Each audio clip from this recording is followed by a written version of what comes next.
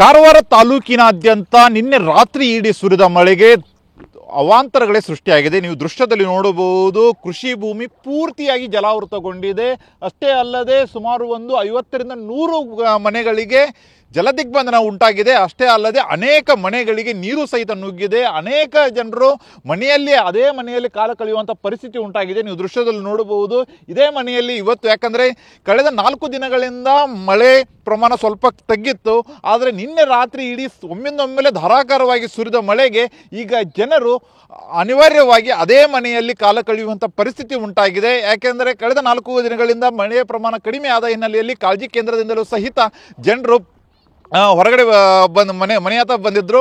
ಆದರೆ ಈಗ ಮತ್ತೆ ಉತ್ತರ ಕನ್ನಡ ಜಿಲ್ಲೆಯಲ್ಲಿ ನಿನ್ನೆ ರಾತ್ರಿ ಇಡೀ ಸುರಿದ ಮಳೆಯಿಂದಾಗಿ ಬಹಳಷ್ಟು ಅವಾಂತರ ಆಗಿದೆ. ನೀವು ದೃಶ್ಯದಲ್ಲಿ ನೋಡಬಹುದು, ಚಿಕ್ಕ ಚಿಕ್ಕ ಮಕ್ಕಳನ್ನು ಕರೆದುಕೊಂಡು ಸಹಿತ ಜನರು ಅಲ್ಲಿ ಮನೆಗಳಿಂದ ಹೊರಗಡೆ ಬರುವಂಥ ಪರಿಸ್ಥಿತಿ ಉಂಟಾಗಿದೆ. ಸ್ವಲ್ಪ ಯಾಮಾರಿದ್ರು ಸಹಿತ ಪಕ್ಕದಲ್ಲಿರುವಂಥ ನಾಲೆಗಳಿಗೆ ಅವ್ರು ಹೋಗ್ತಾರೆ, ಜಲಾವೃತ ಆಗುವಂಥ ಸಮಸ್ಯೆ ಉಂಟಾಗುತ್ತೆ. ಆ ಹಿನ್ನೆಲೆಯಲ್ಲಿ ಇವತ್ತು ನಮ್ಮ ಜೊತೆಗೆ ಇದ್ದಾರೆ, ಮಾತಾಡ್ಸೋಣ ಅವ್ರನ್ನ.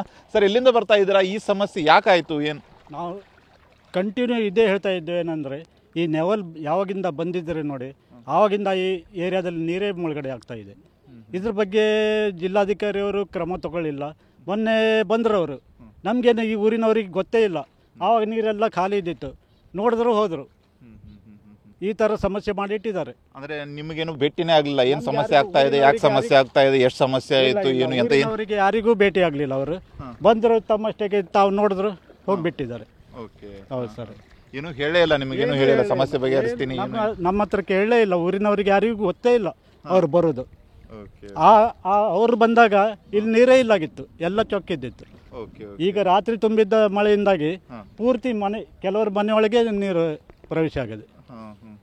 ಈಗ ನೀವು ಸಹಿತ ಮನೆಗಳಿಂದ ಬರ್ತಾ ಇದ್ದೀರಾ? ನಾವು ಮನೆಯಿಂದ ಹೊರಗೆ ಇದ್ದೇವೆ. ಬೆಳಿಗ್ಗೆ ಸ್ವಲ್ಪ ಜನರಿಗೆ ಶಿಫ್ಟ್ ಮಾಡಿದ್ದೇವೆ ದೋಣಿಯಿಂದ. ಈಗ ಇನ್ನೂ 3 ದಿನಗಳ ಕಾಲ ರೆಡ್ ಅಲರ್ಟ್ ಅಂತ ಹೇಳಿದ್ದಾರೆ. ಈಗ ಏನು ಮಾಡ್ತೀರಾ ನೀವು? ಬೇರೆ ಕಡೆಯಲ್ಲಿ ಶಿಫ್ಟ್ ಆಗೋಕ್ಕೆ ವ್ಯವಸ್ಥೆ ಇದೆಯಾ ಅಥವಾ ಏನು ಅಂತ? ಶಿಫ್ಟ್ ಅಂದರೆ ಇದು ಕಂಟಿನ್ಯೂ 12 ವರ್ಷ ಆಯಿತು. ಇದೇ ರೀತಿ ನಮಗೆ ಮನೆಯಿಂದನೇ ಹೊರಗೆ ಹೋಗೋ ಹೇಳ್ತಾ ಇದ್ದಾರೆ. ಆದರೆ ಇಲ್ಲಿಂದ ಸಮಸ್ಯೆ ಬಗೆಹರಿಸೋದಿಲ್ಲ ಅವರು. ಈಗ ನಾವು ಹೇಗೆ ಮನೆ ಬಿಟ್ಟು ಹೊರಗೆ ಹೋಗೋದು? ಸಮಸ್ಯೆ ಬಗೆಹರಿಸಬೇಕಲ್ಲ. ಇದೇನು ದೊಡ್ಡ ಪ್ರಾಬ್ಲಮ್ ಅಲ್ಲ. ನೆವಲ್ದವರಿಗೆ ಈ ಏರಿಯಾದಲ್ಲಿ ತೋರಿಸಿ ನಮ್ಮ ನೀರನ್ನು ಹೊರಗಡೆ ಬಿಡುಗಡೆ ಮಾಡ್ಬೋದು ಅವರು. ಈಗ ನೆವೆಲ್ ಬೇಸ್ ಕನ್ಸ್ಟ್ರಕ್ಷನ್ ಆಗಬೇಕಂತಲೂ ಮುಂಚೆ ಮಳೆನೂ ಬಹಳ ಸುರಿತಿತ್ತು. ಆ ಸಂದರ್ಭದಲ್ಲಿ ಏನಾದರೂ ಸಮಸ್ಯೆ ಆಗ್ತಿತ್ತಾ? ಆ ಸಂದರ್ಭದಲ್ಲಿ ಏನೂ ಇಲ್ಲಾಗಿತ್ತು. ಈ ಏರಿಯಾದಲ್ಲೆಲ್ಲ ಗದ್ದೆ ಮಾಡ್ತಿದ್ರು ನಾವು. ಈಗ 12 ವರ್ಷ ಆಯಿತು, ರೈತರೆಲ್ಲ ಬೇಕಾರಾಗಿ ಬಿದ್ದಿದ್ದಾರೆ. ಅವ್ರಿಗೆ ಗದ್ದೆನೂ ಸಹ ಮಾಡಲಿಕ್ಕೆ ಆಗೋದಿಲ್ಲ. ಅದ್ರ ಬಗ್ಗೆ ಏನು ನಮಗೆ ಕೇರೇ ಇಲ್ಲ, ಪರಿಹಾರ ಇಲ್ಲ, ಏನಿಲ್ಲ. 12 ವರ್ಷ ಆಯಿತು. ಸುಮಾರು 100 ಜನ ರೈತರು ಬೇಕಾರಾಗಿ ಬಿದ್ದಿದ್ದಾರೆ. ಇಲ್ಲಿ ಸ್ಥಳೀಯ ಶಾಸಕರಾಗಿರಲಿ, ಜಿಲ್ಲಾ ಉಸ್ತುವಾರಿ ಸಚಿವರಾಗಿರಲಿ, ಅವ್ರು ಯಾರಾದರೂ ಬಂದು ಭೇಟಿ ಆದ್ರ ನಿಮಗೆ? ಏನಂತ ಶಾಸಕರು ಬಂದು ನೋಡಿ ಹೋಗಿದ್ದಾರೆ.